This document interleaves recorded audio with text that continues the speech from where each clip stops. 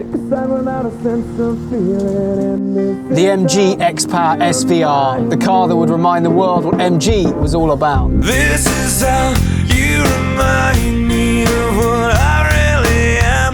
This is how you remind me of what I really am. This V8 brute of a car was the offspring of the MG Rover group, which operated between 2000 and 2005. The group was formed after BMW sold its Rover subsidiary for a whopping £10 in May 2000 to a group of businessmen known as the Phoenix Consortium, headed by Rover's ex-Chief Exec John Towers. With a clean slate, the company's management had a decision to make.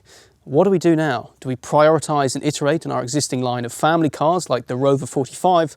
Or do we build a supercar with the hopes of reviving MG's sporting heritage? Fortunately for us, the management team had a pretty wild imagination and they opted for the latter.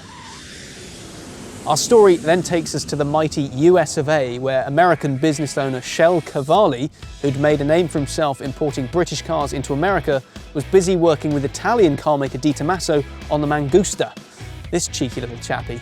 Well, the latest example of that is this Cavalli Mangusta, a machine with an intricate heritage, over-the-top style, as well as a few surprises.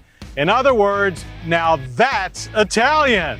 The Mangusta had been homologated for the US market and utilised the 4.6-litre Mustang V8, while the design was carried out by Marcello Gandini, the same man who designed the Stratos and the Miura. Unsurprisingly, customer demand for this odd-looking sports car proved almost non-existent, and a total of 284 were produced and sold. MG saw the Mangusta as their meal ticket into the US market and acquired the assets for £7 million. This was considered a huge win for MG because in one fell swoop they'd acquired a fully developed front-engine sports car that had been homologated for the US market. All they had to do now was come up with a new design that made it look like something you'd actually want to own, but also set the tone for the future of MG. Fortunately for them, the head of design at MG Rover was the enormously talented Peter Stevens, who designed the XJR15, the Lotus Esprit, and also assisted Gordon Murray with the design of the McLaren F1. They unveiled their MG X80 prototype at the Frankfurt Motor Show in 2001, and it received a generally positive response from the press, but Stevens felt like they could do better, and so he did what any great car designer would: take inspiration from the Fast and the Furious.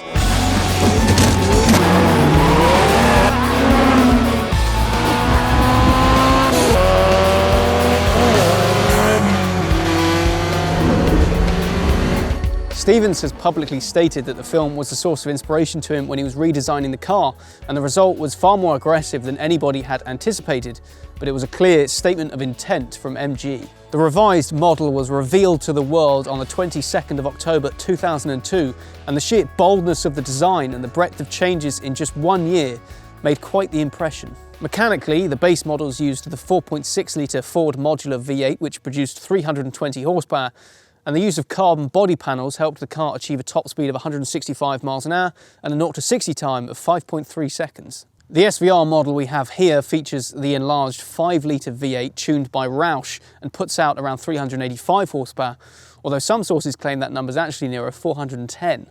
The top speed is estimated to be about 175 and the 0 to 60 time is 4.9 seconds. The marketing men over at MG Rover also got a little bit carried away and said you could have one with a nitrous kit and 1,000 horsepower. I need one of these, one of the big ones. Actually, let's make it two. But even excessive use of hyperbole wasn't enough to shift units, and with prices for the SV-R rivaling Porsche 911 money, the car never really found its niche. The manufacturing process also saw the car borrow parts from a number of other companies. The headlights, for example, are from a Fiat Punto.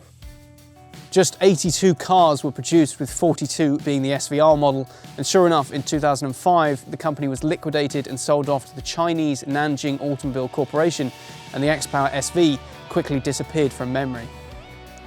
Today, though, the car represents an interesting footnote in MG's history, and while it's easy to look at this car with the benefit of hindsight and say, what on earth were they thinking? It's hard not to have a soft spot for this car and everything that it represents.